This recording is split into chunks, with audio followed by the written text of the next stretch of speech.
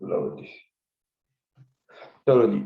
अच्छा जी, पहला क्वेश्चन है, what type of data do you use to collect from other users when they are using the system? अच्छा, इसमें अब हमारे पास इस तरह है कि डेटा हम दो चीज़ों के साथ यूज़ करते हैं। एक हमारे पास है बैंक्स हैं और एक कॉर्पोरेट्स हैं, और दोनों का डेटा कलेक्ट होता है। हम्म। इंडस्ट्री में तीन चार किस्म के स्टैंडर्ड्स होते हैं, और वो प्राइवेसी पॉलिसी पे डिपेंड करता है कि किस तरह करना चाहिए। एक स्टैंडर्ड ये होता है कि the creator owns the data, मतलब जो कंपनी है वो ओन करती है आपका डेटा, और जब आपको चाहिए तो आप उसको एक्सेस करा लें। हम्म। ठीक है। दूसरा सिनेरियो ये होता है कि the user owns the data, जिसका डेटा है वो उसी के पास होता है। मतलब फॉर एग्जांपल आप मोबाइल एप्लीकेशन यूज कर रहे हो, तो आपकी एप्लीकेशन में जैसे व्हाट्सएप है, तो आपके व्हाट्सएप का डेटा आपके व्हाट्सएप में पड़ा है, कि कहीं और नहीं पड़ा हुआ। ओके। फिर एक सिस्टम होता है कि क्लाउड बेस्ड सिस्टम है, कि आपका डेटा ये ओन आप ही कर रहे हैं, लेकिन आपकी एक सेपरेट डेटाबेस है आपके अपने, अ, मतलब वो सिर्फ और सिर्फ आपकी डेटाबेस है, उसमें सिर्फ आपका डेटा है और किसी का नहीं है। इन केस कभी फ्यूचर में आप एज अ यूजर उस कंपनी को छोड़ जाते हैं, तो या उसके कस्टमर नहीं रहते, तो आपकी वो पूरी की पूरी डेटाबेस वहां से डिलीट हो जाएगी। ओके। इस तरह हम इसमें से पहला केस यूज करते हैं जिसमें हम डेटा को ओन करते हैं, हमारे पास कस्टमर का डेटा रिजाइड करता है। दोनों बैंक्स का भी और कॉर्पोरेट्स का एक ही डेटाबेस के अंदर रिजाइड करते हैं, मल्टीपल कीज के साथ। हम्म। ठीक है। इस डेटा के अंदर बेसिकली हमारा बिजनेस है, फाइनेंशियल बिजनेस है, तो हम लोग उनकी फाइनेंशियल ट्रांजैक्शंस को जो है ना सेव करते हैं अपने पास। उनकी ट्रांजैक्शंस को ट्रैक करते हैं कि किस कंपनी ने किस बैंक के साथ ट्रांजैक्शन की, किस चीज के ऊपर। फॉर एग्जांपल उन्होंने कॉपर बेचा, तो कॉपर कितने का था, कॉपर कहाँ से खरीदा गया, किसको बेचा गया, उस पे बैंक ने कितनी ट्रांजैक्शन फीस ली, और बैंक ने अपनी प्राइसेस क्या सेट की, कौन सा बैंक था, इस ये किस बैंक ने किस मुल्क के किस बैंक को ट्रांसफर करने हैं, वो कब ट्रांसफर करने हैं, क्या उसकी टर्म्स एंड कंडीशंस होंगी। इस तरह का सारा डेटा हम लोग ट्रैक करते हैं। हम्म। ठीक है। हम्म। तो अभी तुम बताओ, हाँ, तुम लोग कैसा डेटा कलेक्ट करते हो यूजर का? तो जैसे मतलब जैसे दो चीजें क्लारना में, एक जो शॉपिंग एक्सपीरियंस है उसमें क्या होता है कि अम, जो ऐप में हम लोग किस चीज को सर्च करते हैं और यूजर्स की एक्टिविटी क्या है, वो सब चीजें रिकॉर्ड होती है, और वो फिर उसके बेसिस पे उनको जो भी ऐप में सजेशंस आते हैं कि हाँ भाई तुम शूज सर्च कर रहे थे तो ये नाइकी के शूज देख लो, या फिर ये तुम जैकेट सर्च कर रहे थे तो ये इंटर स्पोर्ट्स की जैकेट देख लो। तो इस टाइप का जो उनके ऐप में एक्टिविटी है, वो एक्टिविटी के ऊपर जो भी लॉग होता है उसका डेटा सर्च होता है और उसके सेव होता है। और उसके अलावा जो एनालिटिक्स है, बेसिकली एनालिटिक्स में ऐसा है कि जो उनका ऐप का एक्सपीरियंस है वो कैसे जा रहा है, प्लस उसके बाद उनको नॉर्मली यूजर जो होता है वो कौन से स्टेज पे ड्रॉप ऑफ होता है, कौन से स्टेज पे वो मतलब ट्रांजैक्शन फेल होता है। तो वो सब चीजें समझने के लिए कि जो यूजर की जर्नी है वो अगर यहाँ से स्टार्ट हो रही है तो कौन पॉइंट ऑफ फेलियर्स क्या है उसमें, फिर उसको इम्प्रूव कैसे कर सकते हैं। और उसके अलावा अगर हमको यूजर जर्नी को बेटर बनाना है तो फिर कौन से चीजों को हटाना है, कौन सी चीजों को ऐड करना है, वो सब चीजों के लिए एनालिटिक्स का डेटा इकट्ठा करते हैं। तो उसमें भी ऐसा है कि अम, कुछ कुछ चीजें ऐसी है जैसे कि नेविगेशन और ये सब चीजें वो मैंडेटरी होती हैं कि मतलब ऑप्शनल नहीं है, वो एक्सेप्ट करना ही पड़ेगा उन्हें। और बाकी चीजें होती है जैसे कि जो बिहेवियर से रिलेटेड, मतलब कि जो सर्च रिजल्ट्स है या फिर उनको एड्स दिखाने की नहीं, वो सब चीजें हैं वो मतलब यूजर ऑप्ट आउट कर सकता है कि हाँ अगर उन्हें नहीं देखना है या फिर नई सजेशंस चाहिए तो वो ऑप्ट आउट करने का ऑप्शन है। Very good. अच्छा, तो ये जो डेटा है तुम लोग अधिक कलेक्ट करते हो, ये डेटा सिक्योरली सेव्ड होता है?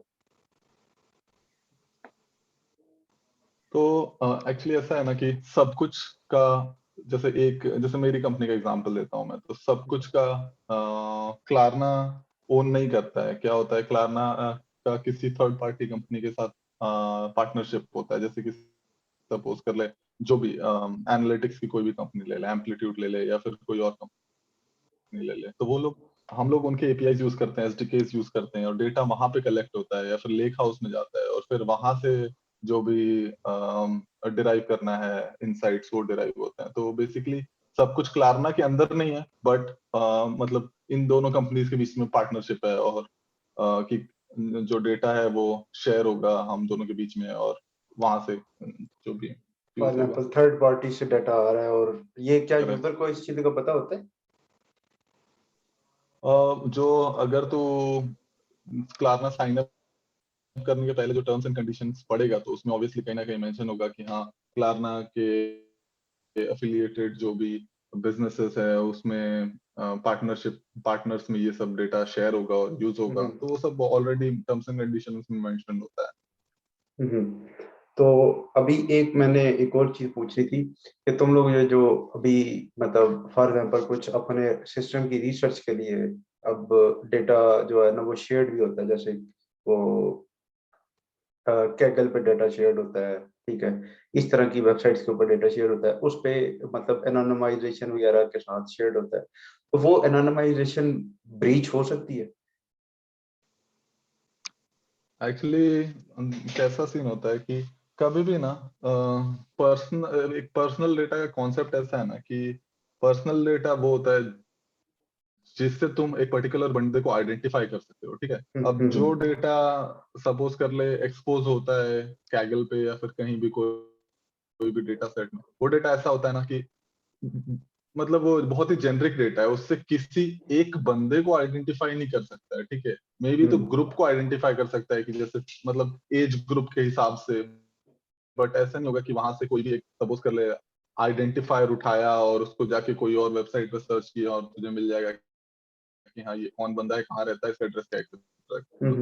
तो ऐसे बहुत ही डिफिकल्ट होता है। जो डेटा एक्सपोज होता है कैगल पे या कहीं भी, वो ऐसा डेटा होता है कि हाँ इस बंदे का एज ग्रुप क्या है, फिर ये बंदा मतलब इसका बिहेवियर क्या है वेबसाइट पे, या फिर कोई भी मतलब किस टाइप की मूवीज लाइक करता है, डिसलाइक करता है, या फिर ऑफ कोर्स। जॉनर क्या है, ये सब चीजें हैं। तो वो सब होता है नॉर्मली। ये नहीं होता है कि उसका मतलब डेट ऑफ बर्थ स्पेसिफिकली क्या है, उसका ये सब चीजें, नेम या क्योंकि ये डेट ऑफ कोई बर्थ या उसकी यहाँ लोकेशन? हाँ क्योंकि क्योंकि डेट ऑफ बर्थ का कोई तो कोरिलेशन नहीं बना सकता है कि बंदे के लाइक्स और डिसलाइक्स के ऊपर, समझ रहा है, या फिर उसके नाम से कोई नहीं बना सकता, या फिर इस टाइप की चीजें होती है। मे भी ज्यादा से ज्यादा उसका ये होगा कि हाँ किस एरिया में, रीजन में, मतलब किस कंट्री से या फिर रीजन से बिलोंग करता है, तो उससे एक पैटर्न डिराइव कर सकते हैं। बट आई डोंट थिंक कि date of birth, mainly age से कर सकता है कि हाँ इस एज ग्रुप में ये वाली चीजें ज्यादा मतलब पॉपुलर है या फिर ज्यादा ये कर रही है। तो ये सब चीजें होती है। बट जिस ऐसा कोई डेटा जिससे तू किसी पर्सन को आइडेंटिफाई कर सकता है, वैसा कोई डेटा एक्सपोज नहीं होता, मुझे नहीं लगता एक्सपोज होता है।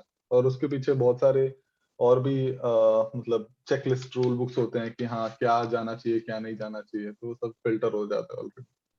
ठीक है अल्लाह, आप जो जो डेटा कलेक्ट करते हो उसमें एनोनिमाइजेशन वगैरह जो लगाते हैं या जो भी वो और भी जो टेक्निक्स लगाते हैं डेटा ब्रीच होने से बचाने के लिए, उसमें जो एनोनिमाइजेशन है वो ब्रीच मतलब तुम लोग कितना समझते हो कि ये सिक्योर्ड है? हम लोगों ने डेटा को 3 चीजों में तोड़ा हुआ है। एक 4 चीजों में बेसिकली। एक डेटा है जो कि प्रोडक्शन लेवल पड़ा हुआ है, सारा का सारा डेटा जिसका भी है वो डेटा सेंटर में पड़ा है, उसकी एक्सेस किसी के पास नहीं है। वो ऐसा कोई जो जो यूजर जब सिस्टम में लॉगिन करेगा सिर्फ वो अपने जब डेटाबेस से फेच होके आएगा तो वो सिर्फ उसको वहां पे अपने वेब ब्राउजर में देख सकता है, और उसके अलावा किसी के पास उस प्रोडक्शन की एक्सेस नहीं है, हम कंपनी वालों के पास। हमने उसके लिए क्या किया है, हमने उसके लिए स्क्रिप्ट्स लिखी हुई हैं जो कि डेटा को ETL स्क्रिप्ट्स हैं। ETL कहते हैं एक्सट्रैक्शन ट्रांसफॉर्मेशन लोडिंग प्रोसेस को। वो प्रोडक्शन से डेटा उठाती हैं, उनको एनोनिमाइज करती हैं और 3 चंक्स में तोड़ती हैं।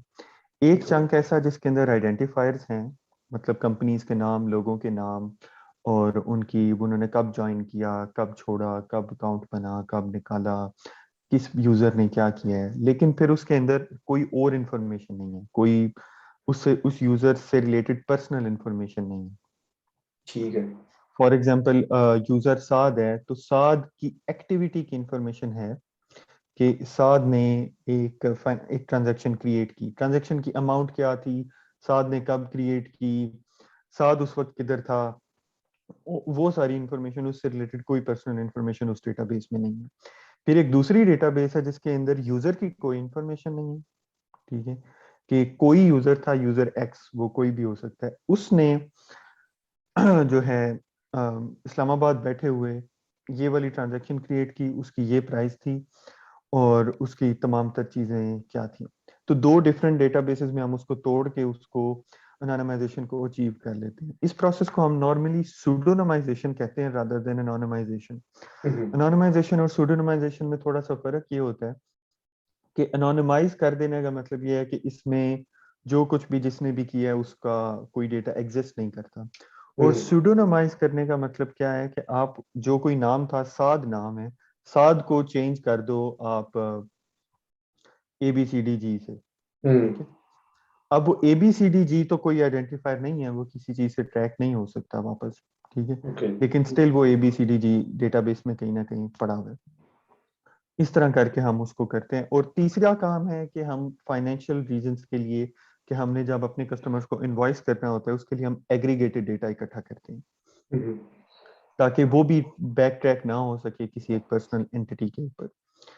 फॉर एग्जांपल साद था, साद ने एक पर्टिकुलर ट्रांजैक्शन बनाई, कहाँ से बनाई, किसके लिए बनाई, ये सब इंफॉर्मेशन नहीं, टोटल इंफॉर्मेशन के साद ने जुलाई के महीने के अंदर सारी ट्रांजैक्शन जितनी बनाई उनका सम क्या था, ओके। ठीक है, ताकि वो एक पर्टिकुलर चीज बैक ट्रैक ना हो सके, साद की लोकेशन, साद की डेट, साद क्या, सारा कुछ ट्रैक ना हो सके, सिर्फ एक एग्रीगेटेड नंबर निकल सके। और इसका कंसेंट एज जैसे आदि ने पहले बोला है कि हम यूजर से उसका कंसेंट लेते हैं, तो ये कंसेंट टर्म्स एंड कंडीशंस में लिखा होता है, अगर वो ये कंसेंट नहीं देते तो वो कस्टमर नहीं बन सकते।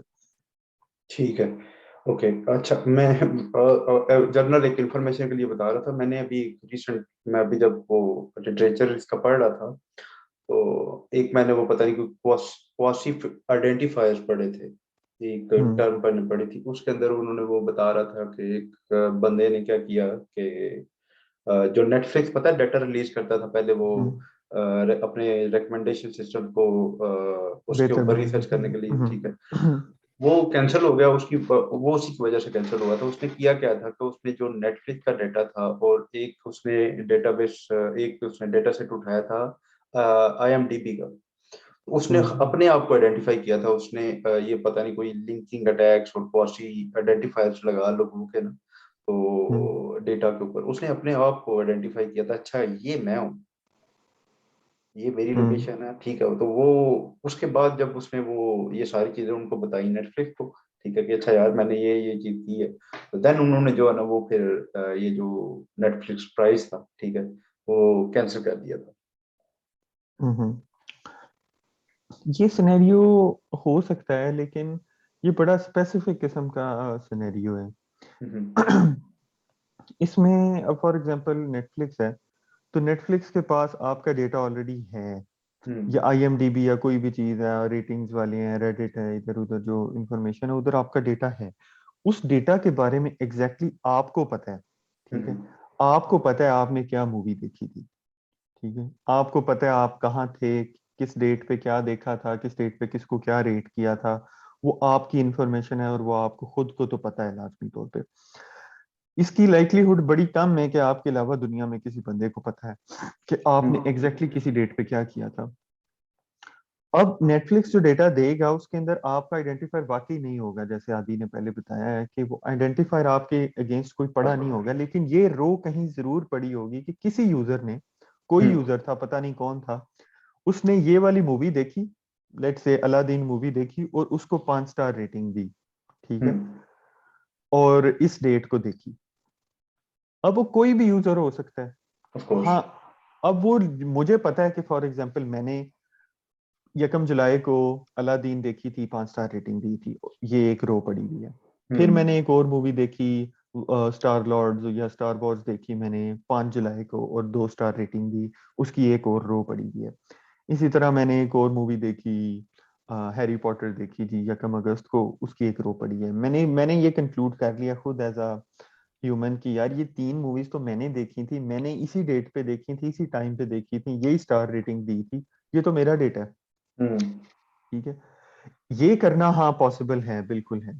ठीक है, ये जैसे, लेकिन इसकी ये लाइक्लीहुड भी हो सकती है कि ये काम exactly same movies, exactly same rating, exactly same date पे किसी और ने भी देखी हो सकती है, शायद ऑफ 2 कोर्स रोज पड़ी हो।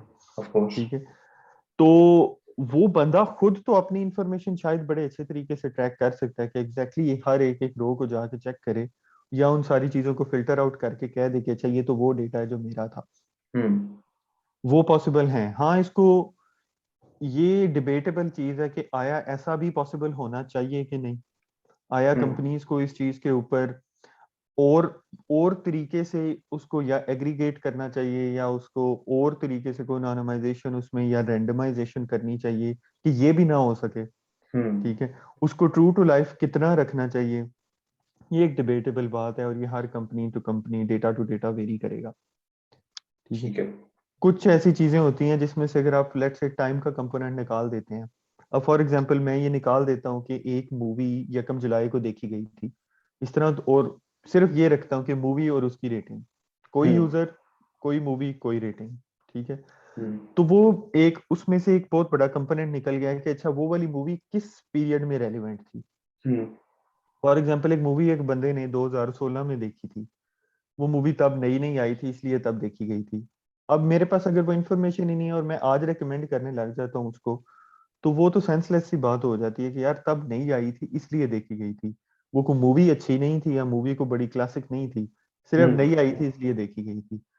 अब मैं उस बेस पे, क्योंकि मेरे पास डेटा ही नहीं है टाइम वाला, तो मैं अब रेकमेंड करने लग जाऊँ तो लोग कहेंगे कि यार ये क्या बात है, हम इस मूवी में इंटरेस्टेड नहीं है, या इररेलेवेंट रिकमेंडेशन है ये। ऑफ कोर्स तो ये एक बड़ी डिबेटेबल सा आर्ग्यूमेंट है कि किस हद तक कौन सा डेटा रखना चाहिए और उसको किस लेवल पे रखना चाहिए। ठीक है, तो ये बड़ा कंट्रोवर्शियल सिनेरियो है।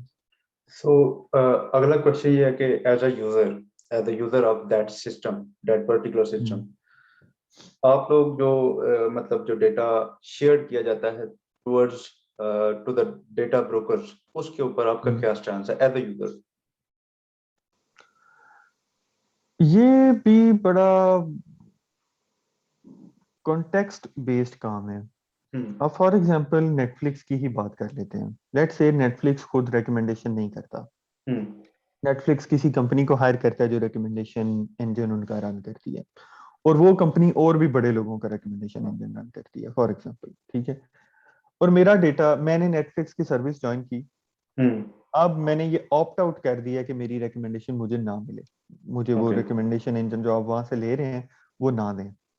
मुझे क्या करना पड़ेगा कि नेटफ्लिक्स ऑन द रैंडम हर दफा जब मैं लॉग इन करूंगा, रैंडमली कोई चीजें मुझे दिखा देगा, उनका कोई हम्म कॉन्टेक्स्ट नहीं होगा। क्या पता वो मुझे कुछ चाइनीज फिल्में दिखा दे, क्योंकि हम्म नेटफ्लिक्स को तो अब नहीं पता कि मैं क्या देखता हूँ, मुझे हम्म चाइनीज आती है या नहीं आती। हम्म वो उठा के मुझे ग्रीक मूवीज या ग्रीक डॉक्यूमेंट्रीज दिखाना शुरू कर दे। मैं तो उस वक्त तंग आ जाऊंगा कि यार मैंने नेटफ्लिक्स इस काम के लिए तो नहीं था लिया, मैंने तो अपनी जो मैं देखना चाहता हूँ या जो मुझे समझ लगती है उस कंटेंट के लिए नेटफ्लिक्स ज्वाइन किया था। बिल्कुल ठीक है, तो ये कॉन्टेक्स्ट बेस्ड काम है। और ऑन दी अदर हैंड, अब फॉर एग्जांपल मैं फेसबुक यूज कर रहा हूँ, ठीक है, और हम्म फेसबुक पे मैंने, मेरे कंसेंट के बगैर मुझे एड्स आ रहे हैं। हम्म ठीक है, तो वहां पे मैं अनॉय होऊंगा कि यार फर्क कराओ, मैंने फेसबुक इस काम के लिए थोड़ी ज्वाइन की थी कि मैं ये एड्स देखना शुरू कर दूं। ठीक है, फेसबुक हम्म मैंने दोस्तों से कनेक्ट करने के लिए, लोगों से बातचीत करने, पोस्ट शोस्ट देखने के लिए की थी, ये मुझे दरमियान में एड्स क्यों आ रहे हैं। हम्म ठीक है, वहां पे आ जाता है कि यार अच्छा आई डोंट केयर कि मेरा डेटा, मतलब मैं नहीं चाहता कि मेरा डेटा कहीं भी जाए और किसी भी किस्म की कोई भी एड रिकमेंडेशन कुछ भी हो, बल्कि ऐड आए ही ना, किसी तरीके ये ऐड ऑफ आए ही कोर्स ना। ऑफ ठीक कोर्स है, तो मैं ना ना मैं ये चाहता हूँ मेरा डेटा कहीं जाए, ना मैं ये चाहता हूँ कि मुझे ऐड रेलिवेंट नजर आए, ना ये चाहता हूँ कि ऐड ही बिल्कुल नजर आए। ठीक है, हम्म तो ये सवाल जो है ये एक जेनेरिक मेरे ख्याल से सवाल नहीं है, ये स्पेसिफिक है, कॉन्टेक्स्ट लेवल पे डिपेंड करता है कि कहाँ क्या बात हो रही है और वहां पे किस किस्म का डेटा शेयर होगा और उसकी आउटकम क्या निकलेगी। ओके ठीक है। आती तुम्हारा क्या इसके ऊपर स्टांस है?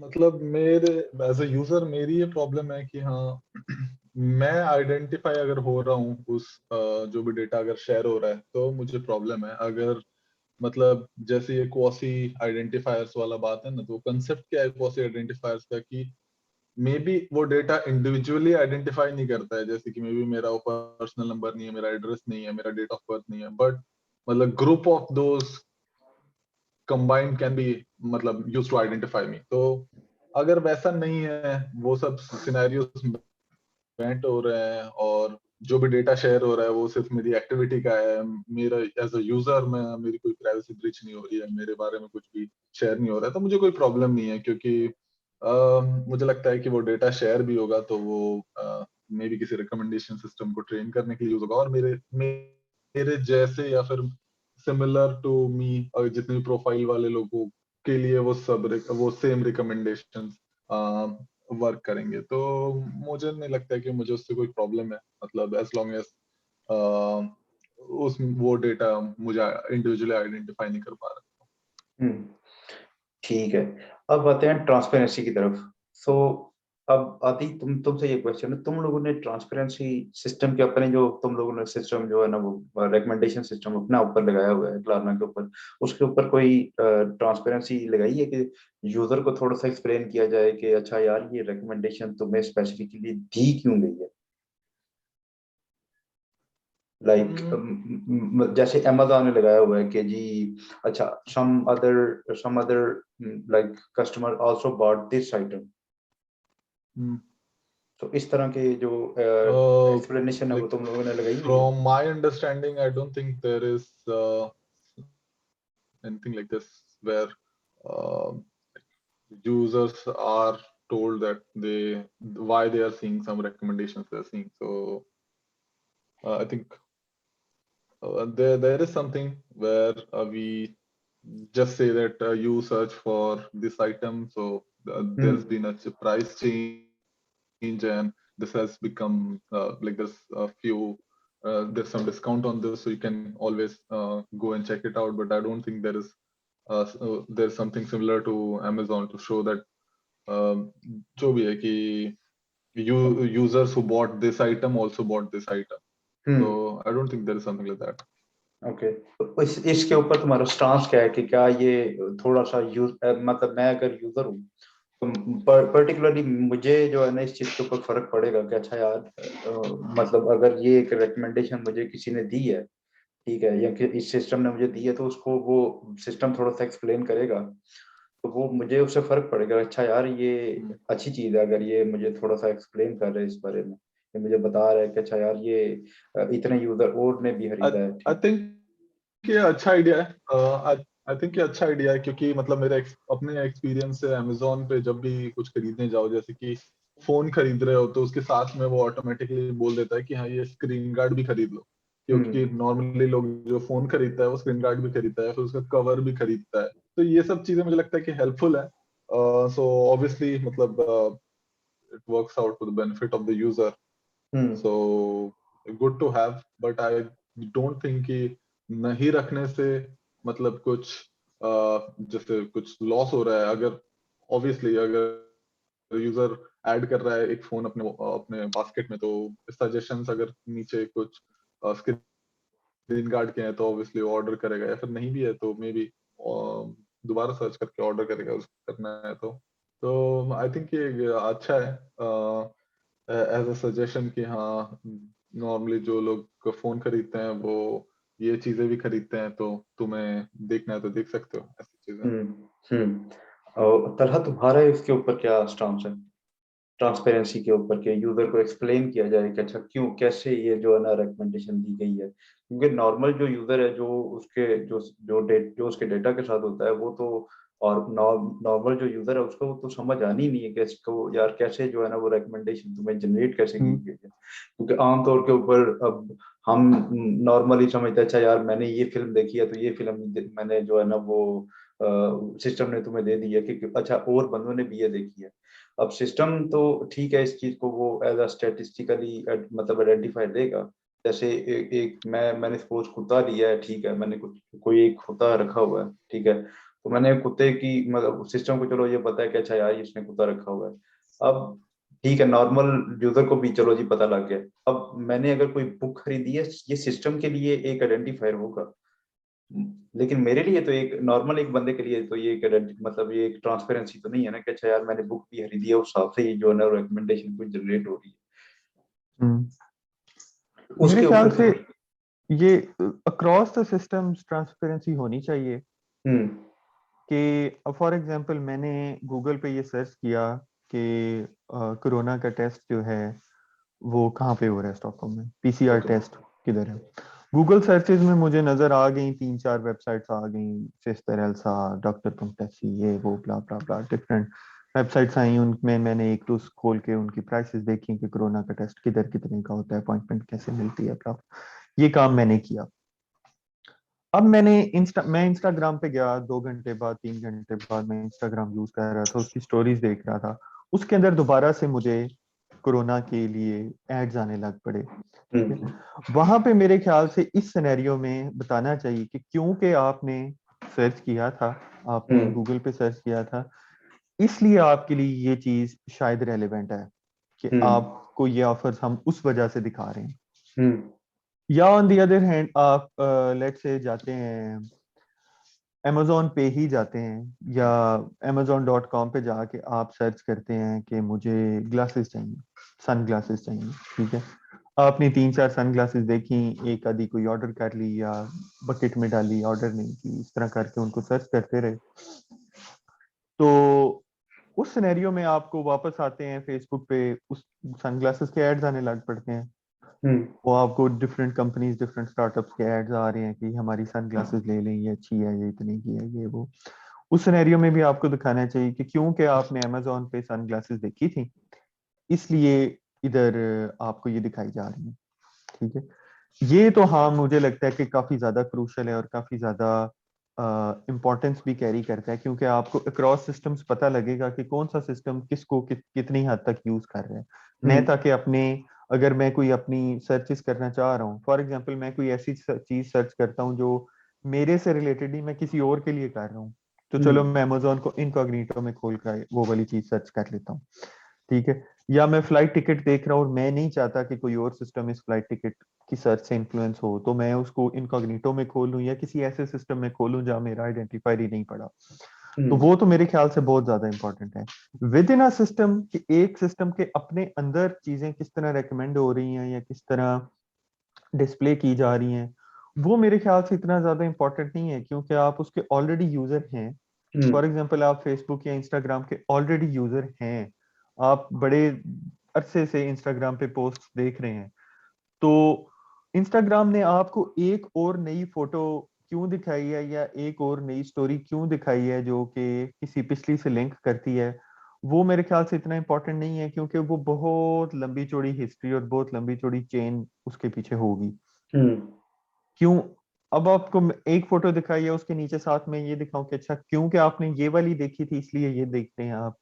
फिर दूसरी फोटो पे गया हूँ, उसके नीचे भी ये लिखा है क्योंकि आपने वो फलानी देखी थी इसलिए ये वाली देख रहे हैं आप। वो एक टाइम पे जाके आपके लिए जो है ना बड़ा अनोइंग सिनेरियो बन जाएगा कि यार ठीक है ओके मैं देख रहा हूँ, मैं फोटोज देख, मुझे पता है मैंने फोटोज ही देखनी है या हम्म मैंने वीडियोज ही देखनी है, तो मुझे बार बार ये ना बताओ कि ये क्यों देख रहा हूँ मैं right, ऑलरेडी देखने ही आया हूँ। लेकिन ऑन दी अदर हैंड जब आप जैसे पहले बात की एड्स आ रहे हैं, उसमें बड़ी रेलेवेंट हो जाती है कि अच्छा ये वाला एड ही मुझे क्यों आ रहा है, हम्म ये कौन से डेटा की बेस पे ये वाला ऐड मुझे आ रहा है। Of course. और क्योंकि ऐड ने तो बार बार नहीं आना और सेम ऐड ने ही बार बार नहीं आना, इसलिए वो मेरे ख्याल से इम्पोर्टेंट बात है। अभी अभी फ्राइडे की बात है, तो हम लोग फुटबॉल खेलने गए हुए थे, तो मैं चला गया उनके पास, हमजा और ये हसीब लोग उनके घर था, उनके पास चला गया। उधर बैठ के बात हो रही थी वो ग्रोना लुंद जाने की ना। तो अब वो हम्म सारे कोई 7-8 लड़के थे, तो हम बैठ के बातचीत कर रहे थे इस बारे में। ठीक है, तो एक सेकंड अपना, तो वो उनके साथ बात हो रही, तो वो कहते हैं कि भाई जो है कब जाना है, कब जाना है, कब जाना है। अब रिसेंटली क्या हुआ है कि अब सबको ऐड आना शुरू हो गई है, ग्रोनालून ग्रोनालून ग्रोनालून हम्म ग्रोनालून। ठीक है, तो वो सारे कह रहे थे कि ना तो हमने गूगल के ऊपर सर्च किया है, हम्म ना तो हमने जो है ना वो किसी ने इसकी वेबसाइट के ऊपर कोई गया है, ठीक है, ना तो हमने किसी किस्म की जो है ना वो कुकीज को जो है ना वो हमने जनरेट किया हम्म है। वो बहुत ऐड आना शुरू हो गया, ये कैसे? ये बेसिकली गूगल आपका डेटा ट्रैक करता है, और ये गूगल बेसिकली कहता भी है। आप जाओ गूगल सेटिंग में अपने फोन के, तो उधर ये लिखा होता है कि जब आपने ओके गूगल को एक्टिवेट करना है, हम्म तो बेसिकली तब आपका वो वॉइस डेटा ऑटोमेटिकली कलेक्ट करने लग पड़ता है कि आप जो भी बोल रहे हैं। और ऑन द फ्लाई वो उस वॉइस डेटा में से कीवर्ड्स भी एक्सट्रैक्ट करता रहता है। हम्म वो ये नहीं कहते कि हम आपका ये डेटा कहीं दे रहे हैं, ओके आपका वॉइस डेटा कहीं नहीं दे रहे होते वो।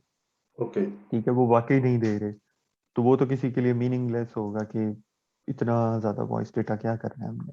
हम्म वो उस वॉइस डेटा को आपके फोन के ऊपर ही प्रोसेस करते हैं, उसके अंदर से जो गूगल एडवर्ड्स में जो कोई एडवर्ड्स पड़े हुए हैं, हम्म ठीक है, उनको आपके वॉइस डेटा में से ढूंढना शुरू कर देते हैं। ओके ठीक है, अगर आपको वो उनको वो मिल जाते हैं, तो उसके साथ मेटा डेटा एसोसिएट कर देते हैं कि अच्छा ये वाला वर्ड या ये वाला फ्रेज कहाँ यूज हुआ, किस हम्म कॉन्टेक्स्ट, मतलब लोकेशन क्या थी, टाइम क्या था, सारा कुछ यूज हुआ। और फिर आपकी लोकेशन भी है, और भी लोगों की लोकेशन है उसके पास। ठीक है, तो उस चीज का लाइक्लीहुड बढ़ जाता है कि अच्छा जी, साद की थी, हमजा की थी, एहसन की थी, हसीब की थी, सबकी लोकेशन थी, सब ने ये वाला वर्ड यूज किया है, सब एक ही इर्द गिर्द यूज कर रहे हैं। ठीक है, तो इसकी लाइक्लीहुड बड़ी ज्यादा है कि ये कोरोना लुन जाना चाहते हैं सारे के सारे। ठीक है, हम्म तो वो उन सबको ये वाला वर्ड उन्होंने एडवर्ड्स में के थ्रू पकड़ के एड्स को घुमा दिया कि अच्छा ये लोग जो हैं इधर जाने के बारे में कुछ सोच रहे हैं, कुछ करना चाह रहे हैं, हम्म उनको एड्स नजर आ जाएंगे। ये, हाँ, किसी हद तक लगता है हमें कि प्राइवेसी ब्रीचिंग हो रही है। ठीक है, हम्म तो ये बड़ी आसानी से बंद भी किया जा सकता है। और हाँ, इसकी इंफॉर्मेशन कहीं ना कहीं बतानी चाहिए, क्योंकि आपने ये बोला था फलानी जगह पे। ऑफ कोर्स, क्योंकि ये है।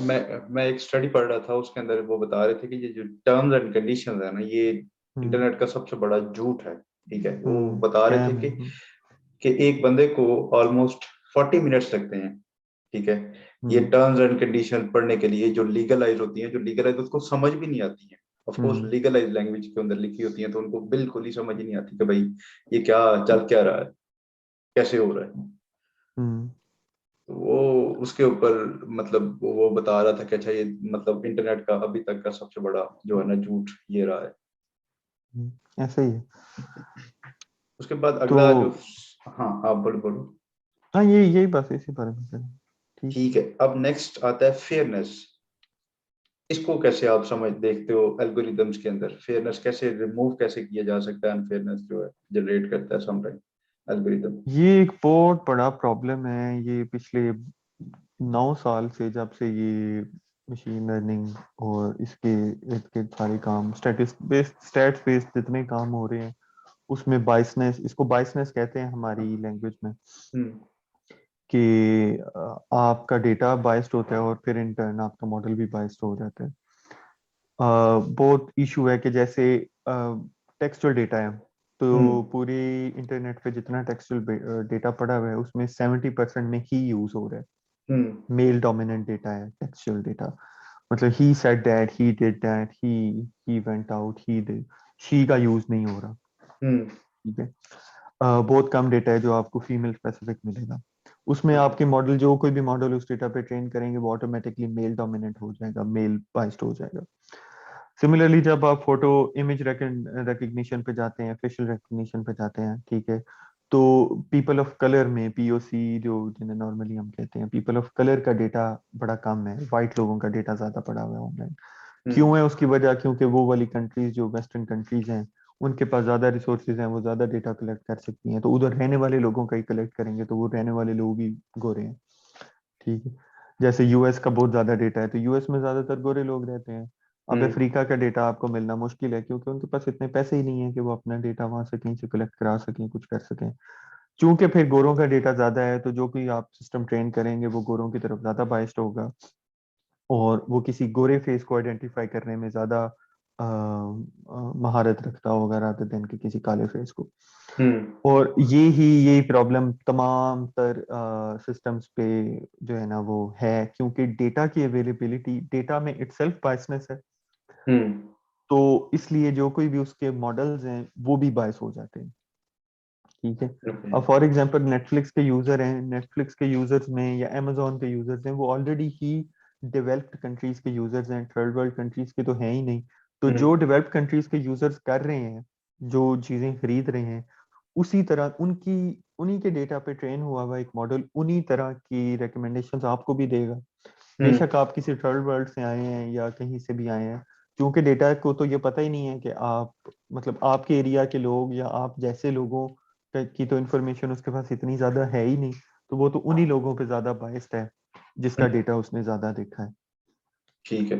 ये एक प्रॉब्लम बड़ी अरसे से चल रही है, इसको बड़े बड़े डिफरेंट तरीकों से सॉल्व करने की कोशिश की है, फेक डेटा ऐड करने की कोशिश की गई है, अंदर से इस तरह की जो लुके डेमोग्राफिक स्पेसिफिक इंफॉर्मेशन किसी भी डेटा में होती है उसको रिमूव करने की कोशिश की गई है, प्राइवेसी लेयर्स डालने की कोशिश की गई है, बड़ा कुछ किया गया है। लेकिन चूंकि एट द एंड जो मर्जी कर लें, डेटा किसी ना किसी डिस्ट्रीब्यूशन पे चला जाता है, और ज्यादातर नॉर्मल डेटा जितना ज्यादा होता चला जाता है वो ऑटोमेटिकली नॉर्मल डिस्ट्रीब्यूशन को अप्रोच करना शुरू हो जाता है।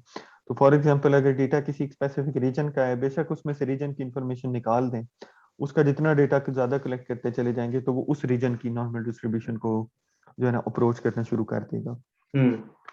तो ये स्टिल एक डिबेट चल रही है रिसर्च की दुनिया में, लोग इस पे रिसर्च कर रहे हैं कि कैसे करना चाहिए, क्यों करना चाहिए, और एग्री तो इस पे कर रहे हैं कि हाँ जी बिल्कुल बायसनेस खत्म होनी चाहिए, लाजमी तौर पे खत्म होनी चाहिए।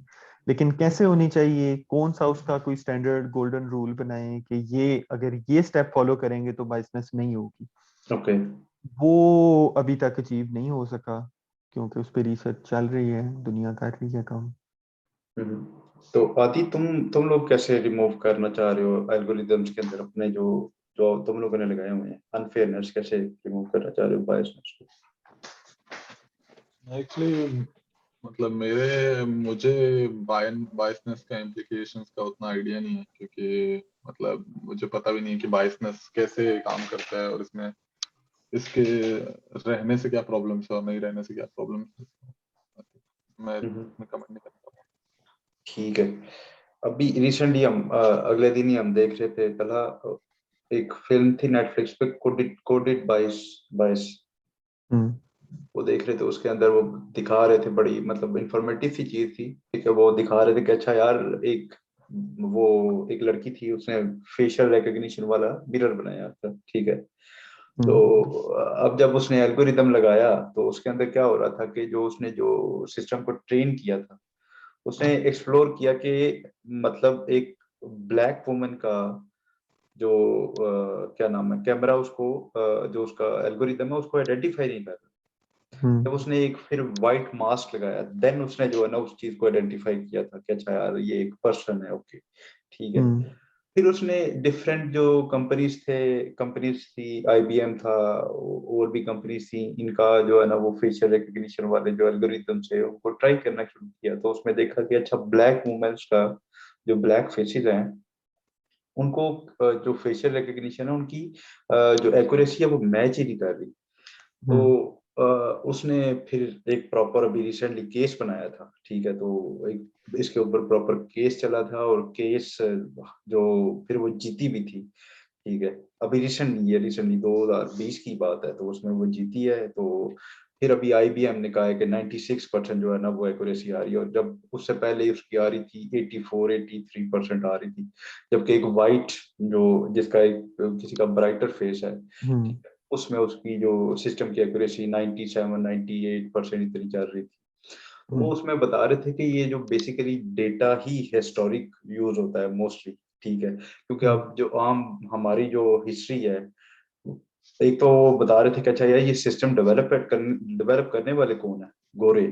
ठीक है, और उसके बाद जब उन गोरों की हिस्ट्री क्या है, हिस्ट्री है डार्क। डार्क हिस्ट्री में क्या है जी, कालों के ऊपर जो है ना उन्होंने सही जो है ना वो जुल्म चुल्म किया हुआ है। तो डेटा के अंदर से ही वो निकल चुके हुए हैं हिस्टोरिक डाटा यूज हम्म हुआ है तो उसके अंदर से तो ऑलरेडी वो निकले हुए हैं, ठीक है, तो उसकी वजह से जो है ना वो एक्यूरेसी उसकी सिस्टम की कम होती जा रही है। अब इस चीज को ऊपर वो देख रहे हैं कि अच्छा यार ये बहुत ज्यादा फेयरनेस के इश्यूज है इसके अंदर, इसको इन्होंने फिर पता नहीं अब वो नए डाटा के साथ जो है ना ट्रीट किया, तो देन कहते हैं कि जी अब जो है ना वो उसके अंदर जो अब जैसे स्पेसिफिकली बात बता रहा था फेशियल रिकग्निशन का जो, तो वो उसमें वो उसने फिर वो अब आईबीएम की जो है ना वो 93-94% आ रही थी सिर्फ आईबीएम का सिस्टम। अभी इन सिस्टम के ऊपर जो है ना वो इस चीज के ऊपर काफी ज्यादा बहस चल रही है फेयरनेस के ऊपर।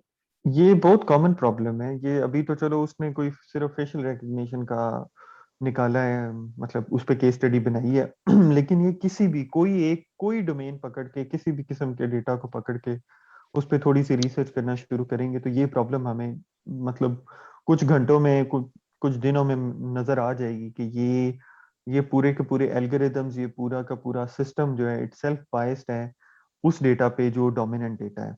हम्म ठीक है, वो मैं ये नहीं कहूंगा किसी गोरे पे है या किसी काले पे है, ठीक है, डोमिनेंट डेटा पे है। ठीक, तो ये चीज बड़ी बहुत ज्यादा प्रॉब्लमेटिक है। इसको डील करने के लिए कुछ केसेस में ऐसा होता है कि सिस्टम में वेटेज ज्यादा कर देते हैं दूसरी माइनर क्लासेस की या माइनर चीजों की, और कुछ केसेस में मतलब उस तरह का डेटा ज्यादा कलेक्ट कर लेते हैं। हम्म तो रेमेडीज तो हैं लेकिन अभी तक रिसर्च की दुनिया ने या इस पूरे डेटा की दुनिया ने इस पे कोई स्टैंडर्ड नहीं बिल्ड किया कि अच्छा एग्जैक्टली ये स्टेप फॉलो करेंगे ना हम्म तो खत्म हो जाएगी, ये बायसनेस का मसला आएगा ही नहीं।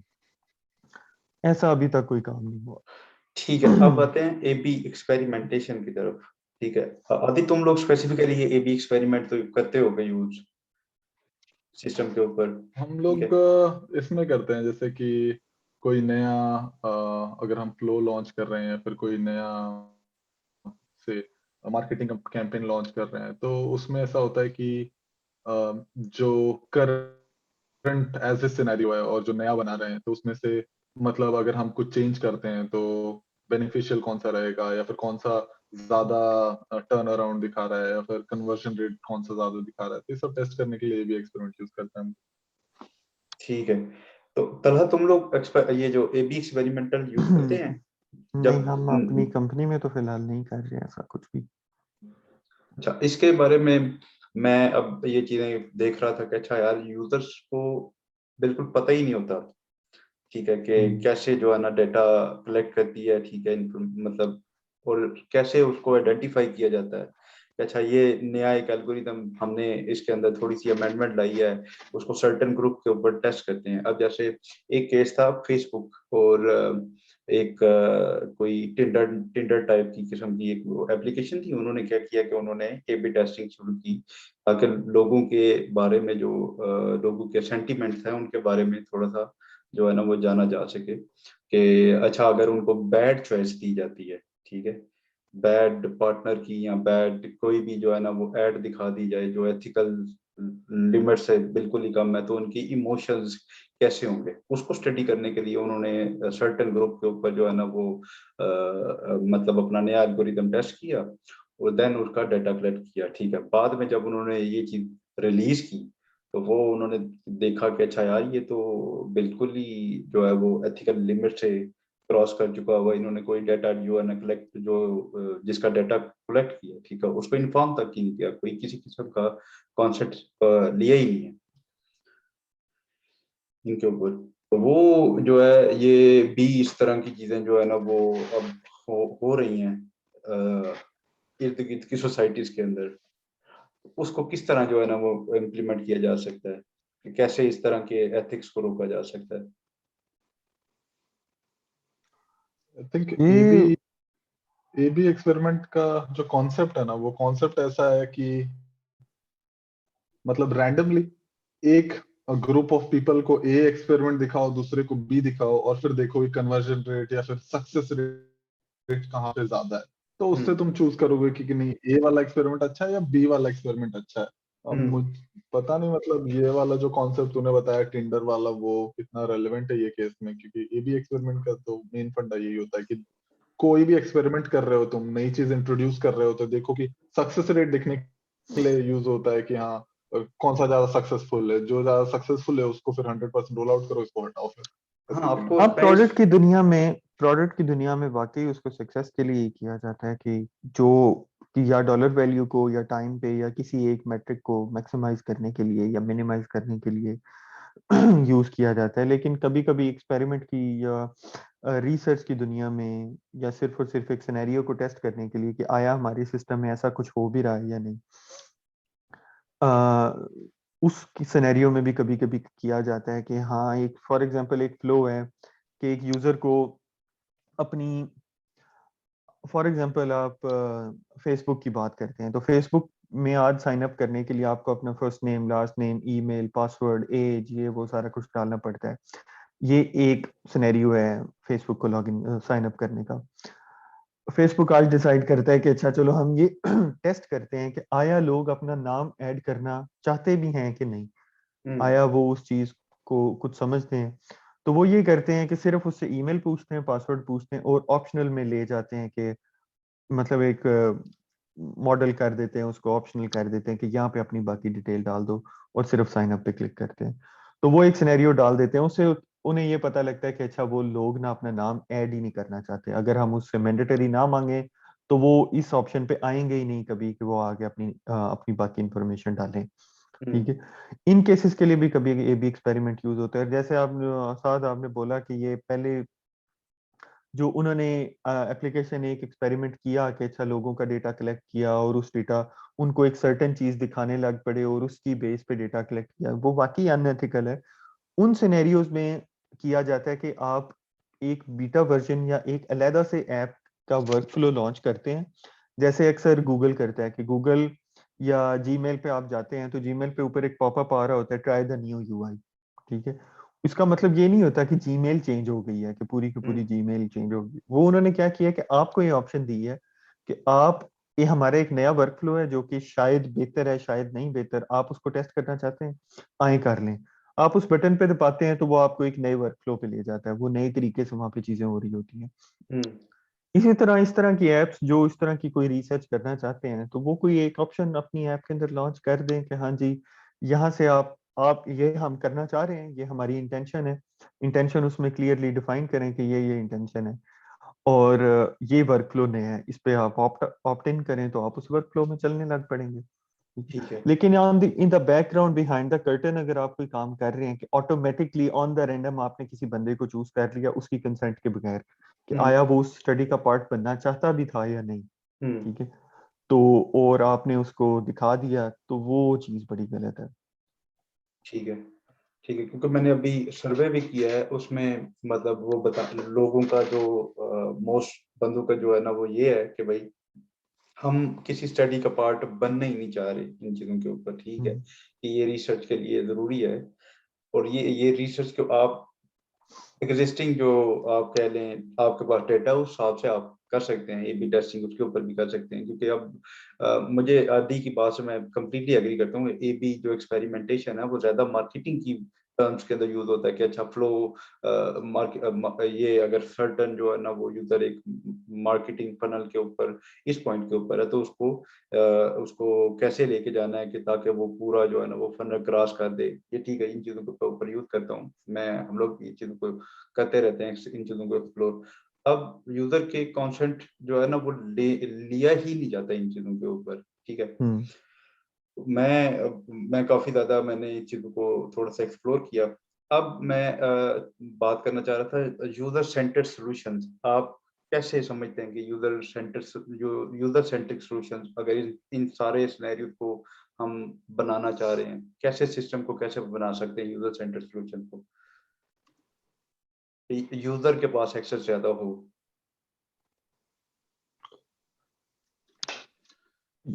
इन्हीं एक कंपोनेंट्स में चीज, तोड़ के हाँ, ये बोल प्राइवेसी दो। ट्रांसपेरेंसी बायस हो रहे ये भी एक्सपेरिमेंट। हम्म। अच्छा, हाँ दी बोल। नहीं नहीं, बोल बोल गो। प्राइवेसी के मामले में तो हम उनसे सिंपली ये कर सकते हैं कि हाँ जी आप जो है ये चीजें हमें चाहिए, ओके। ठीक है, ये सिस्टम के वर्क फ्लो के लिए हमें चाहिए और इनकी ये इम्प्लीकेशन है। अगर आप इस पे कंसेंट करते हैं तो ये मिलेगा, ये करते हैं तो ये मिलेगा, ये करते हैं तो ये मिलेगा। हर एक एक चीज को आइसोलेशन में रखें। हम्म। ठीक है, कि लेट से अगर आप ये एग्री करते हैं कि हाँ जी आप आपके आपके फेशियल डेटा जो है वो यूज किया जाए आपको ब्यूटी प्रोडक्ट रिकमेंड करने के लिए, ठीक है, हम्म। तो आप ये ऑप्ट इन करेंगे तो हमारा सिस्टम उसको टेक इन टू अकाउंट करेगा और उस तरह की चीजें फिर आपके लिए आना शुरू होंगी।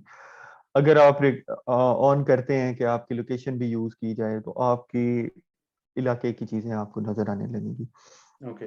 And so on. वो तमाम तर ट्रिगर्स और वो क्यों यूज हो रहे हैं उसका हैंडल यूजर के पास और बड़ी आसानी से एक छोटे से फ्लोटिंग बटन या फ्लोटिंग टूल किट के तौर पे सामने पड़ा हो और आपका जो पूरा का पूरा सिस्टम डिजाइन किया गया है वो उसको लेके चले।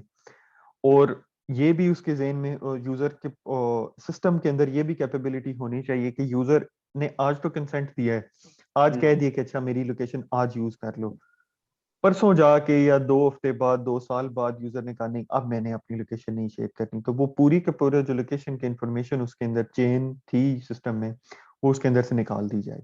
डिलीट हो जाए। ठीक है, डिलीट हो जाए, निकल जाए, उसको कहीं भी यूज ना हो रही हो किसी भी किस्म में।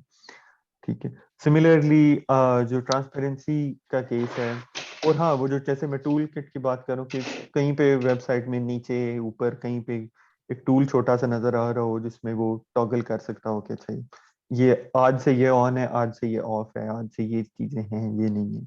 हम्म। ठीक है, और फिर थी ट्रांसपेरेंसी। कि हम्म। ट्रांसपेरेंसी में जो है यूजर को ये पता लगे, जैसे मैंने पहले भी बोला कि आपका ये वाला डेटा कलेक्ट किया गया है, हम्म। लेट से लोकेशन का डेटा कलेक्ट किया गया है और वो इन पार्टीज को इस पर्पस के लिए दिया गया है, आया ये, ओके। या जो पार्टीज यूज कर रही हैं वो पार्टीज के लिए ये मैंडेटरी हो कि वो नीचे ये दिखाएं कि ये डेटा हमने कहाँ से कब दिया था, ओके।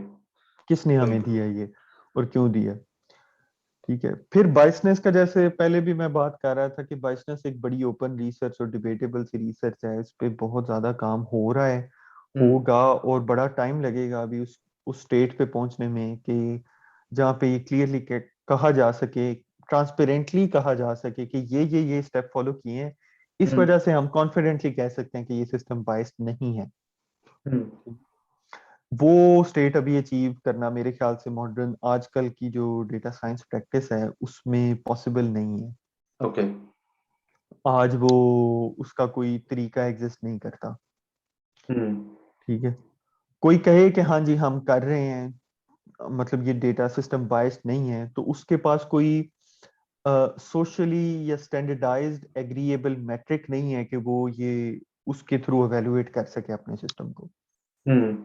किसी ने कोई फॉर एग्जांपल ये होता है ना कि air quality index for example है, हम्म। अब आप कहते हो कि जी स्टॉकहोम का एयर क्वालिटी, स्टॉकहोम की फिजा बड़ी अच्छी है, एनवायरनमेंट बड़ी अच्छी है, इसका क्या मतलब है? स्टॉकहोम के लोग कह रहे हैं बड़ी अच्छी है बस, लेकिन कोई मेट्रिक कहाँ है, कौन सा ऐसा स्टैंडर्ड है जो बताता है कि वाकई अच्छी है? उसके लिए जी एयर क्वालिटी इंडेक्स बना हुआ है, हाँ अगर वो 100 से ऊपर है, ओ नहीं वो 80 से नीचे है, तो हाँ वो क्वालिटी उसकी एयर क्वालिटी अच्छी है। सिमिलरली अच्छा। लाहौर की एयर क्वालिटी बड़ी बुरी है क्योंकि उसका इंडेक्स कहता है कि वो 130 से ऊपर है। हम्म। इसी तरह बायसनेस का कोई मेट्रिक आज एग्जिस्ट नहीं करता जो कि आपको कहता हो कि ये जो सिस्टम आपने बनाया है हम्म। ये इसका बायसनेस स्कोर 2 है या 4 है या 10 है या 18 है। ठीक है, वो आज एग्जिस्ट नहीं कर रहा, जिस दिन वो करेगा उस दिन तो हाँ वो उसको यूज करके इस सिस्टम की हर सिस्टम का स्कोर उनकी वेबसाइट उनकी ऐप उनकी कहीं भी वो दिखा सकते हैं कि ये वाला जो सिस्टम यूज हो रहा है, let's say recommendation engine use हो रहा है, हम्म। उसका बायसनेस स्कोर 4 है, और 4 हम्म। होने का मतलब क्या है वो नीचे लिखा हो, ओके। वो वेरी आज गुड। एग्जिस्ट नहीं करता। इंशाल्लाह अगर उस पर रिसर्च चलती रहे और वो काम करते रहे तो वो कभी ना कभी हो जाएगा। ठीक है, और फिर थी A B testing. A B hmm. Testing में भी जैसे मैंने पहले वो बताया कि वर्क फ्लो उसका डिफरेंट होना चाहिए। हम्म। आया तो जैसे ये बात हो रही है कि विद इन ऐप है कि आप एक ऐप के पूरे सिनेरियो को टेस्ट करना चाह रहे हैं कि वो कौन सी चीज आपकी आपके मैट्रिक्स को मैक्सिमाइज करेगी या यूजर की बिहेवियर यूजर के लिए आसानी पैदा करेगी, तो यूजर को उसके लिए उसका एक वर्क फ्लो की ऑप्शन यूजर को दें कि अच्छा ये चीज हम नई लॉन्च कर रहे हैं या सोच रहे हैं लॉन्च करने की, या हमारा ये प्लान है। आप उसके लिए, आपको हमने कैंडिडेट के तौर पे चूज किया है कि आपको ये ऑप्शन दी जा रही है कि आप वो वर्क फ्लो को जाके टेस्ट करें। और जब वो उसको ऑप्ट इन करने की कोशिश करे तो उस पर उसको बताएं कि हमने ये चीजों को चेंज किया है, इसके ये डेटा कलेक्ट होगा, इससे ये चीज यूज होगी, अगर आप एग्री करते हैं तो चलें ये स्टार्ट कर दें, तो आप वो नए वर्क फ्लो में चले जाएंगे। जैसे इसकी टिपिकल एग्जांपल जीमेल है। जीमेल हर 2-3 महीने बाद, 6 महीने बाद अपना यूआई कुछ हद तक चेंज करता है और ऊपर एक टॉगल दिखाता है कि try the new UI. Facebook ने जब ये डार्क मोड लॉन्च किया था तो उसके लिए उन्होंने ऊपर वो देना शुरू कर दिया था कि ट्राई द डार्क मोड। तो इस तरह करके ये ऑप्शन यूजर के पास होनी चाहिए कि वो उस वर्कफ्लो को ऑप्ट इन करे या ना करे। किस बेसिस पे उस यूजर को एज अ कैंडिडेट सिलेक्ट किया गया था, मेरे ख्याल से ये इररेलेवेंट है, क्योंकि अगर तो उसको ये ऑप्शन दी जा रही है कि वो ऑप्ट इन कर सकता है तो फिर क्यों सिलेक्ट किया, ये बात इररेलेवेंट हो जाती है। हाँ, मतलब वो तो यूजर की टर्म्स एंड कि- कंडीशन के अंदर आ हम्म गया है कि भाई हम्म तुम ऑलरेडी जो है ना वो तुमने कंसेंट दिया हुआ है कि हम्म मेरा जो, मगर मुझे आप जो है ना वो फर्दर एक्सपेरिमेंटेशन के लिए लेके जाना चाह रहे हैं तो लेके जा, कोई इशू नहीं है। हम्म तो वो तो टर्म्स एंड कंडीशन के अंदर प्रॉपर जो है ना वो हाँ मेंशन होना हाँ, चाहिए अगर वो उसको सामने दिखाना चाहिए। बाकी ये चीजें, टर्म्स एंड कंडीशंस जो हैं वो जैसे लीगल टर्म्स में दिखाई जाती हैं, वो हाँ एक हद तक वो भी कंपनी अपने आप को सिक्योर कर रही होती है कि इन केस फ्यूचर में उस पर कोई लीगल लॉ लेके आके कंपनी को सू करना चाहते हैं तो वो उसके अगेंस्ट प्रोटेक्शन हो है कि हाँ नहीं, हमने एग्जैक्टली लीगल टर्म्स में ये चीज फलानी फलानी जगह लिखी थी, आपने नहीं पढ़ी, आपका कसूर है, ठीक है, हम्म हम उसके अगेंस्ट अपनी प्रोटेक्शन करने के लिए हमने लिख दी थी।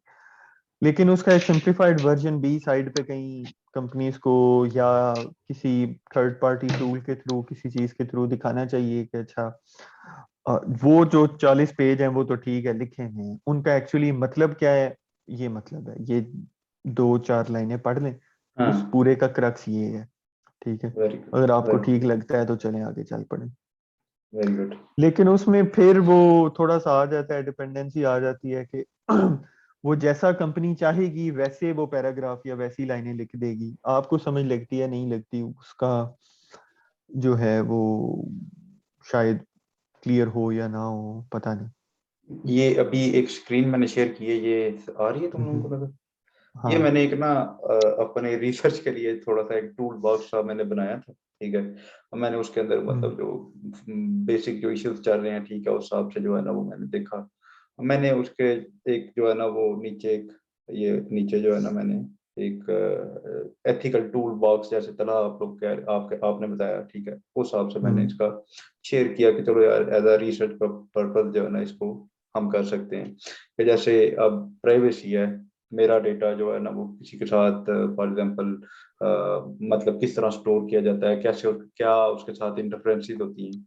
अब मैं उनको मतलब मुझे यूजर को जो है ना ये इस तरह का ऑप्शन देना चाहिए, या चाहे वो मोबाइल कंपनीज दें या वो इवन एप्लीकेशन मुझे दे, ठीक है, कि मेरा कोई जो डेटा जो है ना उसको ट्रैक नहीं किया जाए। अब जैसे एप्पल दे रहा है अपने यूजर्स को, ठीक है, एप्पल ने अपने यूजर को दिया हुआ है कि भाई वो उनका डेटा जो है ना वो किसी किस्म का ट्रैक एक्टिविटी होती ही नहीं है, ठीक है, लेकिन हम्म वो सिर्फ एप्लीकेशन के हद तक है।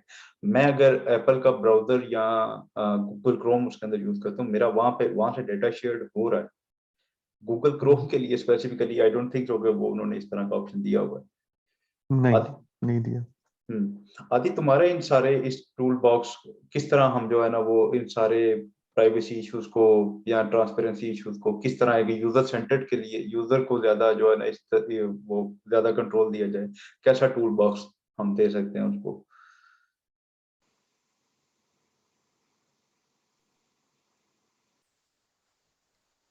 हेलो आदि, हाँ, मैंने मुझे कहा ये जो पहली बात तो मुझे जो रिकमेंडेशन सिस्टम है ना, मतलब उसमें मैं एक चीज बोलना चाहता हूँ कि यूजर सेंट्रिक सोल्यूशन का मतलब मुझे लगता है कि इंस्टेड ऑफ सिस्टम सजेस्टिंग कि हाँ मुझे क्या देखना चाहिए ना, मुझे या हम्म फिर मुझे क्या खरीदना चाहिए, मुझे लगता है कि मुझे मतलब मैं सिलेक्ट कर सकना चाहिए कि हाँ मुझे किस टाइप की चीजें देखना है। ऐसा नहीं कि हाँ मेरी एक्टिविटी ट्रैक करके और सिस्टम मुझे बता रहा है कि हाँ तुम्हें क्या देखना है या फिर तुम्हारे लिए क्या बेस्ट है।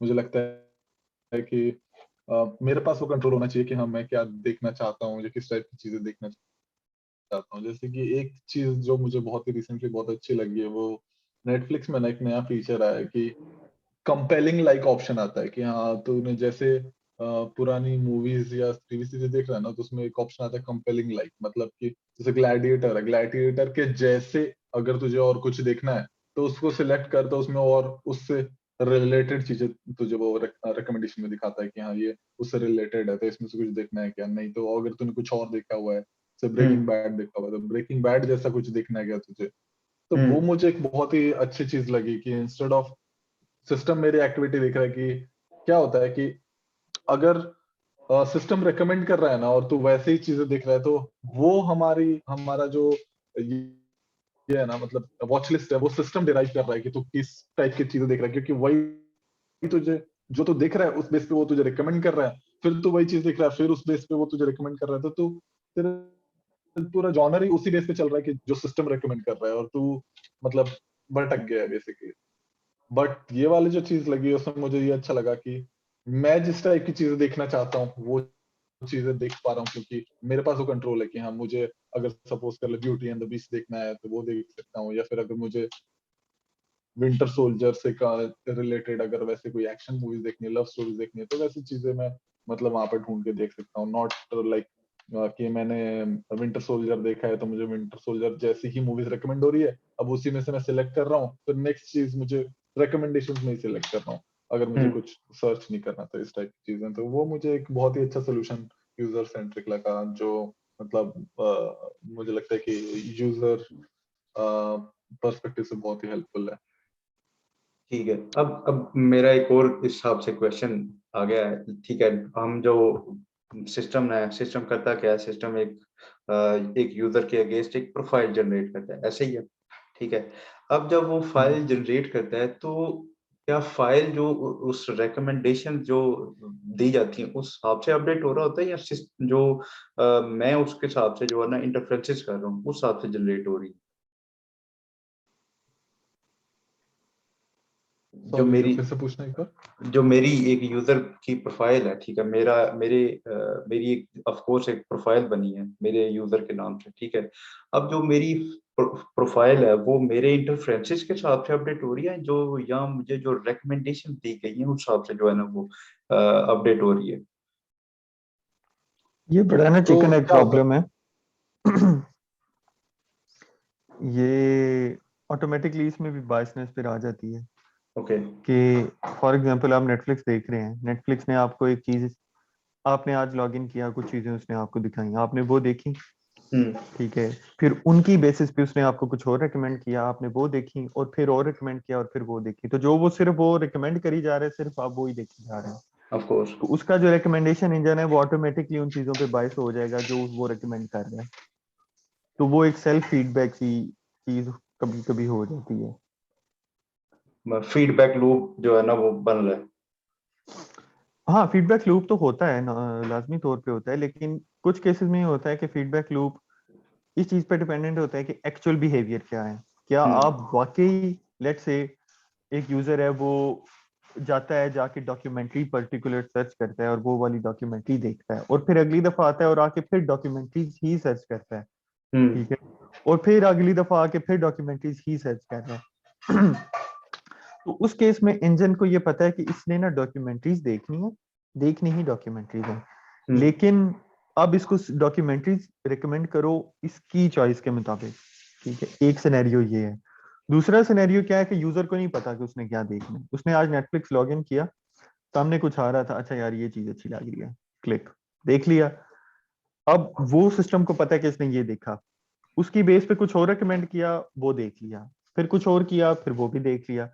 जो सिस्टम रेकमेंड करी जा रहा है वो वैसा के वैसा देखता चला जा रहा है।